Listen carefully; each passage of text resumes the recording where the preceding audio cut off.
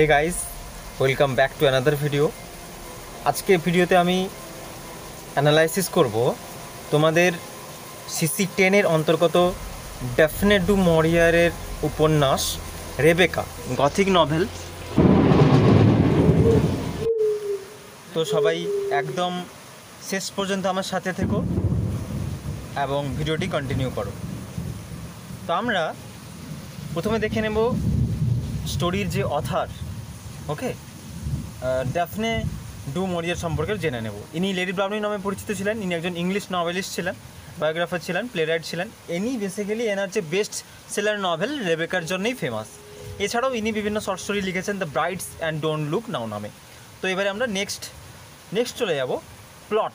আমরা জানি Gothic novel হতে গেলে একটা প্লট বা একটা হরর সেটিং হতে হয়। হ্যাঁ, সেটি হলো কিন্তু আমাদের ম্যান্ডারলে। এখানে ড্যাফনে ডু মেরিয়ার কী হিসেবে ব্যবহার করেছেন? ম্যান্ডারলেটাকে গথিক প্লট হিসাবে ব্যবহার করেছেন। তো এবারে আমরা প্রিন্সিপাল ক্যারেক্টারে চলে যাব। প্রিন্সিপাল ক্যারেক্টার হচ্ছে প্রথমেই আছে দ্য ন্যারেটর। ওকে, ন্যারেটর কিন্তু এখানে the second Mrs de winter নামে এখানে প্রেজেন্টেড। কিন্তু ড্যাফনে ডু মরিয়ার এনার কোনো নাম ব্যবহার করেননি, এনাকে নেমলেস প্রেজেন্ট করেছেন। সেকেন্ড ক্যারেক্টার হচ্ছে ম্যাক্সিম ডি উইন্টার। তারপরের সিনিস্টার এবং এভিল ক্যারেক্টার হচ্ছে মিসেস ডেনভার। পরের ক্যারেক্টার আমাদের নভেলের যে ফিমেল প্রোটাগনিস্ট, যিনি নভেলে প্রেজেন্ট ছিলেন না, বাট এনাকে নিয়ে পুরো স্টোরিটাই একটা আবর্তিত হয়েছে। এনার নাম হচ্ছে রেবেকা। তাহলে ব্যাপারটা আশা করি বোঝা গেল। ম্যাক্সিমের প্রথম ওয়াইফ ছিল রেবেকা, উনি মারা গেছেন, এবং সেকেন্ড ওয়াইফকে যিনি বিয়ে করেছেন তিনি হচ্ছেন the second Mrs de winter. তো আমরা উইথাউট এনি ফার্দার ডিলে একদম সামারিতে চলে যাব। তো প্রথমে সামারিটা এইভাবে শুরু হচ্ছে, the story is set evocatively in the wilds of Cornwall in a large country house called the Manderley. আমি আগেই বললাম স্টোরিটা কিন্তু ম্যান্ডারলেতে তার সেটিং রাখা হয়েছে। One of du Maurier's intriguing devices in her refusal to name her heroine the first person narrator known only as the second Mrs de Winter. আগেই বললাম মরিয়ার এখানে কিন্তু একটা ট্রিক, একটা চটুকারিতা করে দিয়েছেন রিডারদের সাথে ন্যারেটারকে নেমলেস প্রেজেন্ট করে। The novel opens with her famously saying, last night I dreamed I went to Manderley again. One of the best example of English literature, best opening line.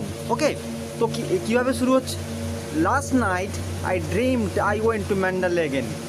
তো এখান থেকে বোঝা যাচ্ছে স্টোরিটা মাঝখান থেকে শুরু হচ্ছে, আমাদেরকে কোথাও না কোথাও ফ্ল্যাশব্যাকে যেতে হবে।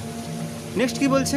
Much of the story is then told in flashback. Okay, a shy awkward woman, young woman, she is in Monte Carlo working for an elderly socialite when she meets Maxim de Winter. তাহলে কী বলছে?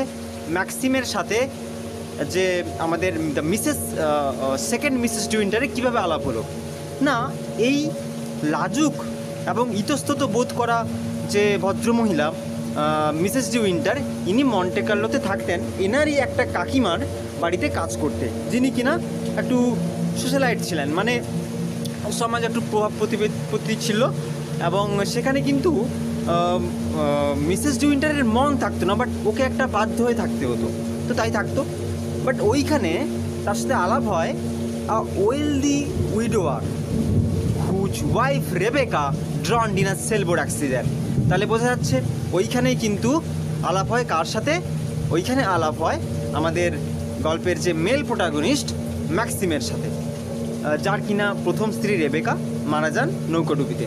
After a whirlwind courtship the young woman and Maxim marry and later settle at Manderley. তাহলে বোঝা যাচ্ছে letter settle at ম্যান্ডারলে, এখান থেকে বোঝা যাচ্ছে তারা পরে কিন্তু ম্যান্ডারলেতে গিয়ে সেটেল হচ্ছেন। The narrator begins to feel progressively inferior to Rebecca despite receiving compliments from various people. তাহলে কি বলছে এখানে? না, যখন ন্যারেটার নতুন বিয়ে করে যাচ্ছে ম্যান্ডালেতে, সেখানে স্বাভাবিকভাবে নতুন বউ হিসেবে কী পাবে, অনেক কমপ্লিমেন্ট পাবেন, কিন্তু তার পরিবর্তে কিছু প্রোগ্রেসিভ কথাবার্তা শুনছেন যেগুলো তাকে কিন্তু একটা তার মধ্যে একটা ইনফিরিয়রিটি কাজ করাচ্ছে, নিজেকে খুব নিকৃষ্টতম ভাবছে। ঠিক আছে। To the second Mrs. De Winter, Rebecca personifies glamour and gaiety. She does not think that she can compete with this dead paragon to win Maxim loves. তাহলে রেবেকা ওই বাড়িতে গিয়ে বুঝতে পারে রেবেকা মারা গেলেও ওই বাড়ির কোনায় কোনায় কিন্তু রেবেকার কোথাও একটা অস্তিত্ব থেকে গেছে। ঠিক আছে। তো সবাই রেবেকার প্রতি যে সবার ভালোবাসা, তো ওইটা তো সবার কাছে আছেই, বাট ওটাকে কম্পিট করে ম্যাক্সিমের ভালোবাসা পাওয়া বা রেবেকার জায়গাটা নেওয়া কিন্তু অনেকটা কষ্টের, অনেকটা কাঠখড় পোড়াতে হবে সেকেন্ড মিসেস ডি উইন্টারকে। তো Mrs Danvers, the sinister housekeeper, specially wounds the narrator by constantly mentioning how much Maxim had loved and would always love Rebecca. তো এইখানে কিন্তু ফয়েলের ক্যারেক্টার কাজ করছে, এভিল ক্যারেক্টার, আর মিসেস ডেনভার ইনি কী করছেন, এই যে ক্ষতটা, এই মিসেস ডি উইন্টারের যে ক্ষতটা, ওটাই বারবার আঘাত করছেন কিন্তু ওই মিসেস ডেনভার, এটা বলেই যে ম্যাক্সিম কত রেবেকাকে ভালোবাসতো বা স্টিল ভালোবেসে যাবেন, ওই জায়গাটা কিন্তু কখনো পাবে না সেকেন্ড মিসেস ডি উইন্টার। তো এই জিনিসগুলো কিন্তু কন্টিনিউয়াস বলে যাচ্ছেন, ওনাকে আরও একটা ইনফিরিটি কমপ্লেক্সের মধ্যে ফেলে দিচ্ছেন। তো এগুলো কিন্তু through out the novel present হচ্ছে। নেক্সট বলছে, suspense builds as the narrator grows both increasingly obsessed with the beautiful first wife and insecure in his marriage.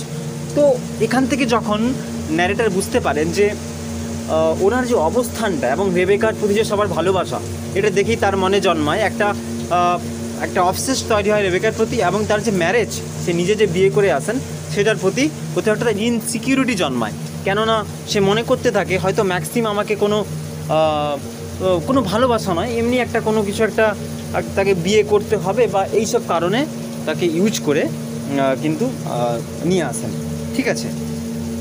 At the annual costume ball at Mandalay, the second Mrs. De Winter wears a costume at the encouragement of Mrs. Denver, not realizing it was similar to one owned by Rebecca shortly before her death.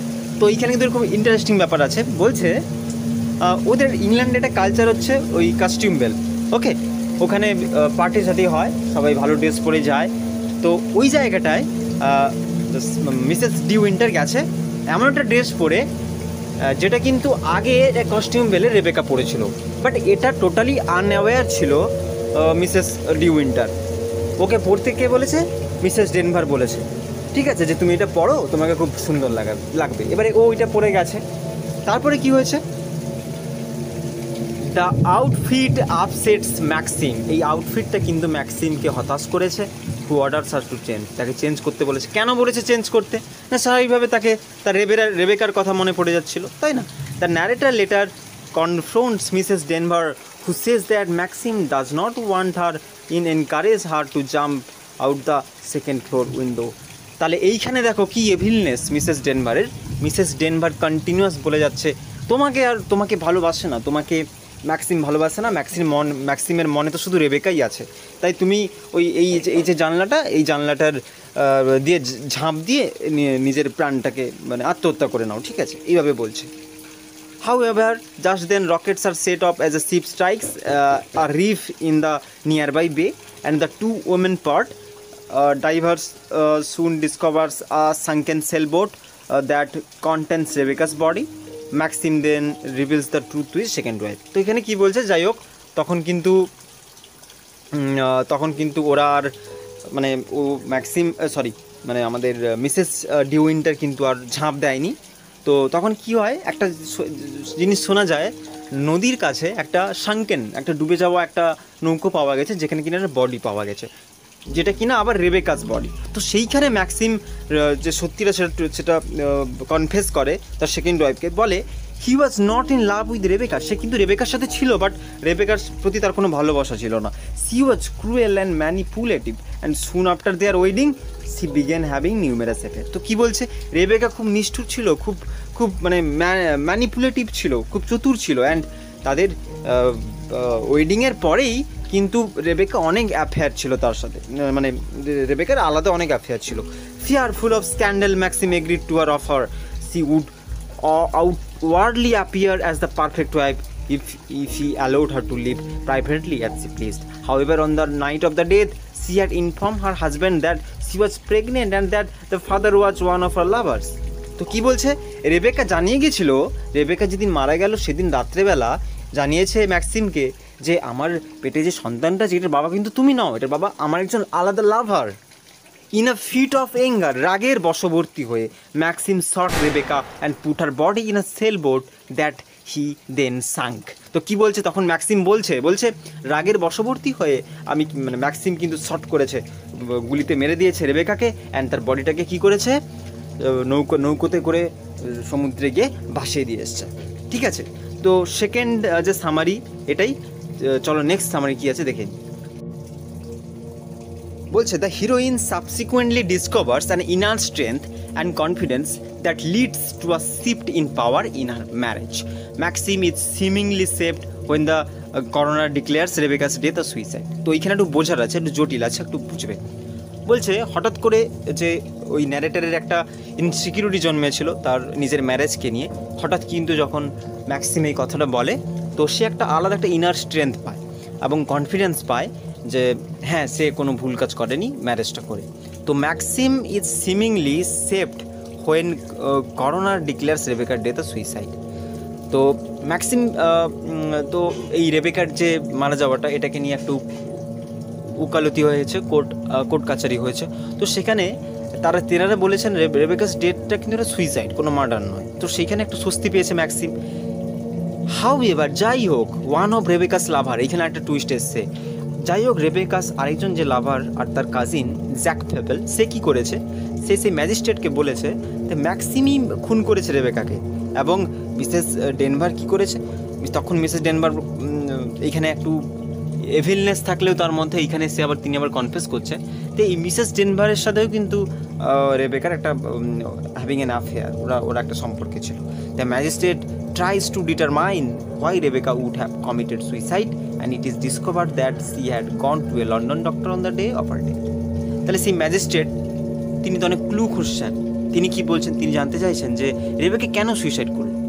তো সেটা জানতে গিয়ে, সেটা খুঁজতে গিয়ে তিনি discover করেন যে তিনি লন্ডনের একজন ডাক্তারের কাছে গেছিলেন যেদিন রেবেকা মানে যেদিন তিনি মারা যান। When the doctor is later questioned, he states that Rebecca was actually infertile and dying of cancer. তাহলে যখন ডাক্তারকে প্রশ্ন করেন যে কেন রেবেকা এরকম সুইসাইড করলো বা ইত্যাদি, বা কেন আপনার কাছে এসছে, তখন ওই ডাক্তার জানান যে রেবেকা কিন্তু ইনফার্টাইল ছিল, মানে তিনি কোনো সন্তানের জন্ম দিতে পারবেন না, তো ইনফার্টাইল ছিল এবং ডাইং টু অফ ক্যান্সার, এবং ক্যান্সার জাতীয় রোগও হয়েছিল। তো in the view of the ম্যাজিস্ট্রেটের পয়েন্ট অফ ভিউ থেকে the discovery proves a motive for Rebecca suicide. তো এখান থেকে একটা যে কেন রেবেকা সুইসাইড করেছিল এটা বোঝা যাচ্ছে, যে তার কারণ এটাই ছিল যে রেবেকার কোনো সন্তান জন্ম দিতে পারতো না, তো সেই দুঃখেই হয়তো সুইসাইড করে নিয়েছে। And Maxim is no longer suspect. তাহলে ম্যাক্সিম যে মার্ডার করেছে এটা একটা সাসপেক্ট হিসেবে ছিল, সেটা কিন্তু আর থাকলো না অ্যাজ এ সাসপেক্ট। আর final twist occurs when Mrs Danvers disappear. তারপরে একটা ফাইনাল একটা টুইস্ট এলো যখন মিসেস ডেনভার হঠাৎ করে ডিসঅ্যাপিয়ার হয়ে গেল। And upon the D winters return from London, তারা যখন লন্ডন থেকে ফিরে এলো ডি উইন্টার, তখন দেখলো দি ফাইন ম্যান্ডালে অ্যাবলেজ। তারা ম্যান্ডালকে কী অবস্থায় দেখলো, অ্যাবলেজ অবস্থায়, একদম কী বলবো পরিত্যক্ত অবস্থায় এবং ফায়ার্ড আপ অবস্থায়, ঠিক আছে, চলন্ত অবস্থায় দেখলো ম্যান্ডাল লেকে। তাহলে ব্যাপারটা কী হলো, ম্যাক্সিমই কিন্তু রেবেকাকে খুন করেছিল, তো ওই যে রাগের বশবর্তী হয়ে। বাট ওই জিনিসটাকে কিন্তু লেখিকা মানে দোষীর যে একদম মানে সাজাই পেলো এই জিনিসটা দেখাননি, কারণ রেবেকাও একটু মানে অনেক করেছিল, অনেক তার বিবাহ করেও সম্পর্কে ছিল, তাই ওই জিনিসগুলো দেখাতে গিয়েই একটা গথিক এলিমেন্ট জিনিসগুলো ব্যবহার করে স্টোরিটাকে কিন্তু এইভাবে প্রেজেন্ট করলো যে ওটা একটা সুইসাইড ছিল। তো আশা করি তোমাদের ব্যাপারটা বোঝা গেল। তো যদি কোনো কোয়েরিজ থাকে, কোনো ডাউট থাকে, কোনো জায়গায় বুঝতে অসুবিধে হয়, তোমরা কমেন্ট সেকশনে জানাও, ঠিক আছে, আমি উত্তর দেওয়ার চেষ্টা করব। তো এটুকুই। আর আমার স্ক্রিনে দেখতেই পাচ্ছ কন্ট্যাক্ট নাম্বার দেওয়া আছে, যদি কোনো কোয়েরিজ থাকে এখানেও আমাকে জানাতে পারো। তো বেসিক্যালি আজকের ভিডিও এতটাই। তো যদি তোমাদের ভালো লাগে, তোমাদের হেল্পফুল হয় ভিডিওটি, তো বন্ধুদের সাথে শেয়ার করো এবং লাইক কমেন্ট করে পাশে থেকো। আর দেখা হচ্ছে পরের ভিডিওতে, ততক্ষণের জন্য সবাই ভালো থেকো, সুস্থ থেকো।